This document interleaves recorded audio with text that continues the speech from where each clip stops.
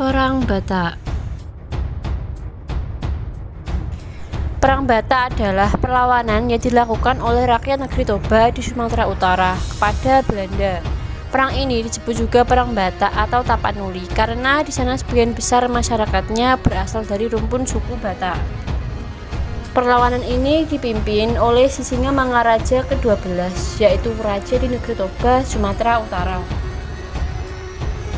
Perang ini terjadi karena politik dagang Belanda di Batak atau Tapanuli.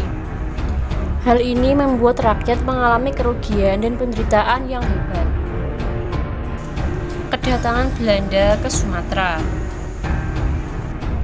Perang Batak dipicu sejak kedatangan Belanda ke kawasan Sumatera, yang mana dasar kedatangan Belanda adalah dengan adanya perjanjian Belanda-Inggris.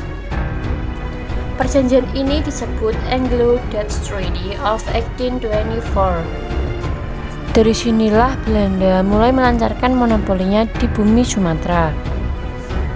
Konflik agama dan keyakinan di Batak.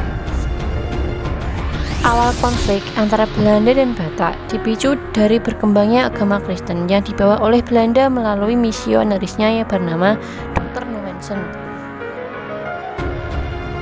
Belanda sengaja memicu konflik dengan kerajaan Batak dengan dalih melindungi kepentingan para misionaris. Seluruh kawasan Sumatera pada saat itu sudah dikuasai oleh Belanda, di antaranya raja-raja Huta Kristen Batak yang menerima masuknya Hindia Belanda ke tanah Batak. Sementara Raja Bakara dan Sisingamangaraja menolak adanya agama Kristen di wilayahnya. Hal ini dikarenakan mereka masih sangat mempertahankan dan menghormati agama asli Batak, yaitu Parmalim. Tahun 1878, perlawanan dalam bentuk perang di Sisingamangaraja merupakan sesuatu yang sudah ditunggu oleh Belanda.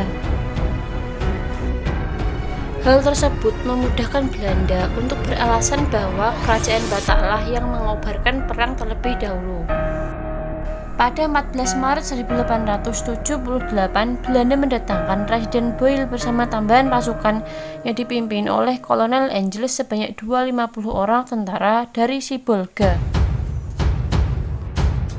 Tahun 1888. Pada tahun ini, para pejuang Batak melakukan penyerangan ke Kota Tua dengan dibantu tentara Aceh yang datang dari Trumon. Perlawanan diredam oleh pasukan Belanda yang dipimpin oleh J.A. Visser. Saat itu, Belanda juga menghadapi kesulitan menghadapi perlawanan di Aceh, sehingga Belanda terpaksa membatasi perlawanannya terhadap Sisingamangaraja. Tahun 1889. Pasukan Sisingamangaraja tidak berhenti melakukan perlawanan di Lobutalu. Mereka kembali menyerang Belanda pada tanggal 8 Agustus 1889. Dalam pertempuran itu, seorang prajurit Belanda tewas dan Belanda harus mundur dari Lobutalu.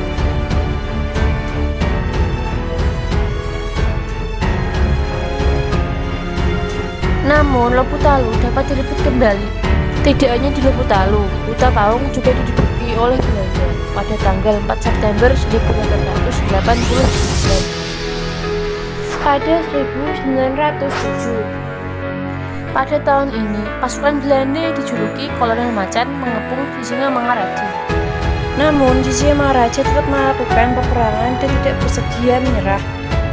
Ia bertempur sampai titik darah penghabisan. Belanda melakukan penangkapan pada Raja Bindal dan Panggiling, disusul dengan penangkapan Boru Situmorang, Raja Sunting Mariam, putri Sisingamangaraja dan kerabatnya yang lain. Wafatnya Sisingamangaraja pada tahun 1907. Sisingamangaraja gugur bersama dua putranya, yaitu Patuan Nagari dan Patuan Anggi, bersama putrinya Lopian. Akibat dari Perang Batak.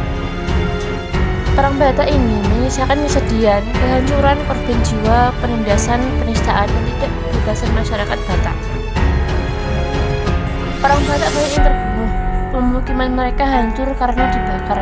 Agama Kristen yang saat itu menyebar menjadi berkembang subur tanpa ada halangan dari pihak manapun.